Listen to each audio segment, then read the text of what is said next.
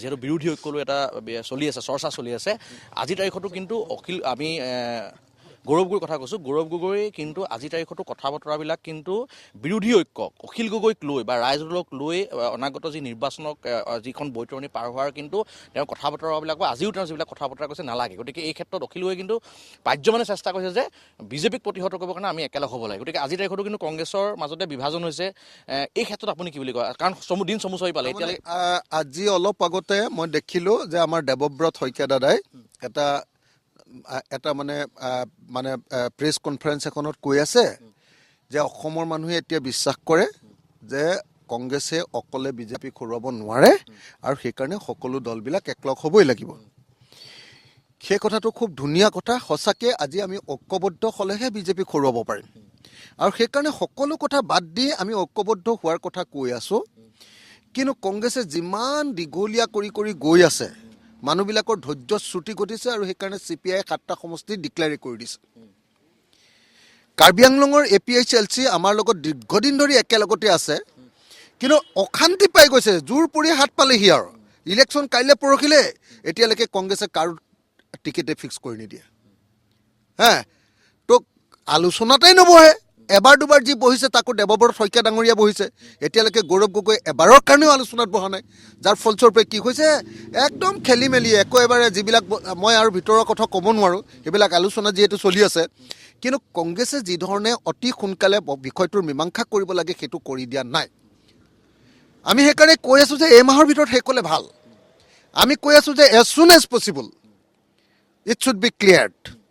কিন্তু এতিয়ালৈকে সেই কামটো এতিয়ালৈকে কৰা নাই কাৰণে আমি আপত্তি কৰি আছোঁ, কংগ্ৰেছক আহ্বান জনাই আছোঁ যে যিমান সোনকালে পাৰি এজ চুন এজ পচিবল আমাৰ মাজত এলায়েন্সটো কমপ্লিট কৰি দিয়া দৰকাৰ।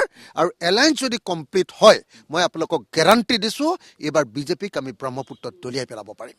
দেৱব্ৰত শইকীয়াৰ বিপৰীতে কিন্তু আজিও মই দেখিলোঁ কেইবাটাও মই সাক্ষাৎকাৰ আমাৰ সাংবাদিকে সুধিছিল গৌৰৱ গগৈ কিন্তু কথা বতৰাবিলাক এতিয়াও এনেকুৱা লাগে যে ৰাইজৰ লগত লৈ তেওঁ নিৰ্বাচন খেলাৰ তেওঁ ইচ্ছা নাই। আজিও কেইবাটাও মন্তব্য দিছে, খুব তৰল মন্তব্য দিছে। তো এই ক্ষেত্ৰত তেওঁৰ যিটো সদিচ্ছা নোহোৱাটোৱে কিন্তু অনাগত সময়ত বিজেপি ৰোধ কৰাৰ ক্ষেত্ৰত কিছু কিন্তু পেলাব বুলি ভাবে নেকি? মই একচুৱেলি গৌৰৱ গগৈৰ আজিৰ কথাকেইটা শুনা নাই, কিন্তু গৌৰৱ গগৈ কথাকেইটা এতিয়া মই ক'বলৈ মোৰ কাৰণে অসুবিধা কাৰণ আমি এলায়েন্সত আছোঁ, এতিয়া এলায়েন্সৰ কথা পাতি আছোঁ।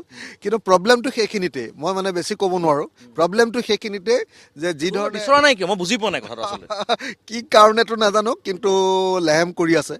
কালি CPI সেইকাৰণে বেলেগ বেলেগ কথা কিছুমান কৈ দিছে, আপোনালোকে নিজে দেখিছে। CPI কৈ আছে যে এইবাৰ গুৰুত্বই দিয়া নাই নেকি, কংগ্ৰেছে গুৰুত্বই দিয়া নাই নেকি, এনেকৈ কৈ আছে, দেখিছেনে নাই? তো গতিকে কংগ্ৰেছে যিধৰণে তৎপৰতা দেখুৱাব লাগিছিলে সেই তৎপৰতাটো দেখুওৱা নাই। কংগ্ৰেছে যিধৰণে তৎপৰতা দেখুৱাব লাগে আৰু কংগ্ৰেছে একেবাৰে মই কিছুমান কথা এতিয়া ক'বলৈ দিগদাৰ, মই ক'ব নোৱাৰোঁ এতিয়া আৰু মোৰ নহ'লে এনেই বদনাম হয়, মই ফটাফট কৈ দিওঁ কাৰণে কথাবিলাক আৰু মইতো সঁচা কথাটো কৈ দিয়া ন।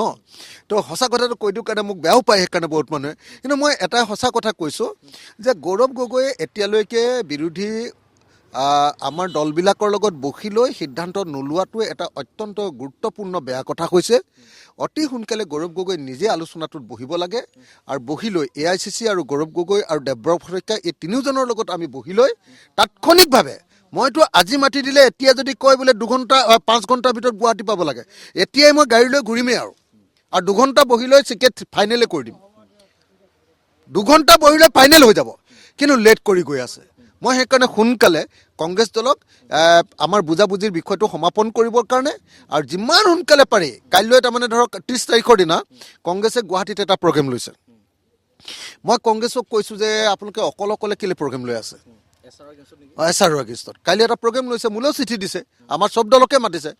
তাৰপিছত মই গৌৰৱ গগৈলৈ চিঠি লিখিছোঁ হোৱাটছএপত যে গৌৰৱ আমি একেলগে কৰিব লাগে। তেতিয়া গৌৰৱে কৈছে ঠিক আছে অখিল দা, আপোনালোকেও ফ্লেগখিনি লৈ আহিব লগত। যিটো বস্তু আমি ঐক্যবদ্ধভাৱে কৰিব লাগে, এতিয়া আৰু চব কথা আমি একেলগে কৰিব লাগে, চব কথা আমি একেলগে কৰিব লাগে, ঐক্যবদ্ধভাৱে কৰিব লাগে, একেলগে লগ লাগি কৰিব লাগে আৰু একেলগে লগ লাগি আমি অসমত বিজেপিৰ এই যি সাম্প্ৰদায়িকতা ফেচিবাদ ইয়াক আমি একেবাৰে খতম কৰিব লাগে। আৰু হিমন্তৰ দাদাগিৰি আৰু সহ্য কৰিবলৈ মন নাই আৰু দেই, অসমীয়া খিলঞ্জীয়া বিশেষকৈ উজনি অসমৰ খিলঞ্জীয়া মানুহে হিমন্তৰ দাদাগিৰি সহ্য কৰি থাকিব নোৱাৰে যিবিলাক কথা কয় নহয়। বিশেষকৈ আপোনাৰ যথেষ্ট সময় ল'লোঁ মই আপোনালোকে আজি কেইদিনমানৰ আগতে মাৰ্ঘেৰিটাত আপোনালোকে ৰাহুল চেত্ৰীক আপোনালোকৰ প্ৰাৰ্থী হিচাপে আপোনালোকে তাতে প্ৰক্ষেপ কৰিছিল আৰু প্ৰাৰ্থী হিচাপে প্ৰক্ষেপ কৰাৰ পিছতে প্ৰদ্যুৎ বৰদলৈৰ যিজন ল'ৰা সেই ল'ৰাজনো গৈ ইতিমধ্যে তেওঁ টিকেট বিচাৰি তাত আবেদন কৰিছে আৰু তাৰপিছতে কিন্তু তাত বহু কংগ্ৰেছে ইতিমধ্যে ৰেজিগনেশ্যন তেওঁলোকে তাৰ পৰা অব্যাহত লৈছে বুলি এটা খবৰ আহিছে এই ক্ষেত্ৰত আপোনাৰ প্ৰতিক্ৰিয়া একদম চমুকে। মই মাৰ্ঘেৰিটাৰ বিষয়টো বেছি ক'ব নোখোজোঁ। মাৰ্ঘেৰিটাৰ বিষয়টো আমি ছেটেল কৰি ল'ম। প্ৰদ্যুৎ দাৰ মই 1 মিনিটত বহি লৈ ছেটেল কৰি ল'ম, ধুনীয়াকৈ কথা পাতি ল'ম। উইন উইন চিটুৱেশ্যনত আমি ছেটেল কৰি ল'ম, ছেটেল কৰি ল'ম। প্ৰদ্যুৎ দাও বহুত পুৰণি কংগ্ৰেছী মানুহ, অসমৰ কাৰণে যথেষ্ট কাম কৰি আছে আৰু আমিও ইমান দিন ধৰি যুঁজ বাগৰ কৰি আছোঁ। গতিকে প্ৰদ্যুৎ দাৰ মাৰ্ঘেৰিটা সম্পৰ্কে মই কোনো নিগেটিভ কমেণ্ট কৰিব নোখোজোঁ। প্ৰদ্যুৎ দাৰ ল'ৰাটো লাহে লাহে আগবাঢ়ক, ভাল হ'ব। সেইকাৰণে মই অতি সোনকালে প্ৰদ্যুৎ দাৰ লগত বহি লৈ এইটো ছেটেল কৰি ল'ম। আপোনালোকে টেনশ্যন নল'ব, মাৰ্ঘেৰিটাত আমি সুন্দৰভাৱে যি ধৰণে খেলিব লাগে সুন্দৰভাৱে বুজাবুজিৰ মাজেদি খেলিম। অমিত শ্বাহ আহি আছে।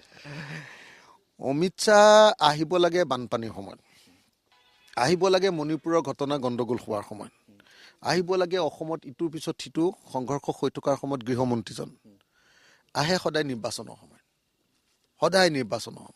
অকল নিৰ্বাচনৰ সময়ত অমিত শ্বাহ আহি কি কৰিব? অমিত শ্বাহ এটা কামতহে তেওঁ আৰু এক্সপাৰ্ট, আৰু তেওঁ হ'ল হিন্দু মুছলমানৰ কাজিয়া লগত এক্সপাৰ্ট। গুজৰাটখন গোটেইখন ধ্বংস কৰি পেলালে, আপোনালোকে দেখিছে। অমিত শ্বাহ অহা মানে অসমীয়া মানুহে ভয় খাব লাগে, কাৰণ অমিত শ্বাহ আহিলে হিন্দু মুছলমানৰ কাজিয়া লগাই দিব। সেইকাৰণে অমিত শ্বাহক লৈ মানুহে কোনো ভাবি থাকিব নালাগে। মানুহ ঠিক নহয়, একদম মানুহ ঠিক নহয়। ভাৰতবৰ্ষত যদি আটাইতকৈ গণ্ডগোলীয়া মানুহৰ ভিতৰত আছে তেওঁ এজন হ'ল অমিত শ্বাহ। গতিকে অমিত শ্বাহক লৈ নাভাবিব, মানুহ গণ্ডগোলীয়া। মই আৰু বেছি বেয়াকৈ শব্দ ক'ব খোজা নাই, গৃহমন্ত্ৰী তেওঁ। কিন্তু এটা কথা খাটাং যে অমিত শ্বাহৰ পৰা অসমে পাবলগীয়া একোৱেই নাই। অমিত শ্বাহে খালি অসমৰ কাৰণে এটাই কথা কোৱা মোৰ মনত পৰে, বা বানমুক্ত অসম গঠন কৰিম বুলি কৈছিলে। আৰু বানমুক্ত অসম গঠন কৰিবৰ কাৰণে তেওঁ কেইটামান পুখুৰী খন্দাৰ কথা কৈছিলে। এতিয়া সেই পুখুৰীকেইটা খান্দি লৈ যদি অসমক বানমুক্ত কৰিব পাৰে মই নাজানো। কিন্তু অমিত শ্বাহে এতিয়ালৈকে অসমৰ কাৰণে কোনো অৱদান যোগোৱা নাই, তেওঁৰ কোনো অৱদান নাই। তেওঁ হিন্দু মুছলমানৰ কাজিয়া লগাবলৈ অসমলৈ আহিব নালাগে। বাপু তুমি য'ত আছা তাতে থাকা, গুজৰাটতে যি লাগি থাকা, অসমত আৰু লগাব নালাগে।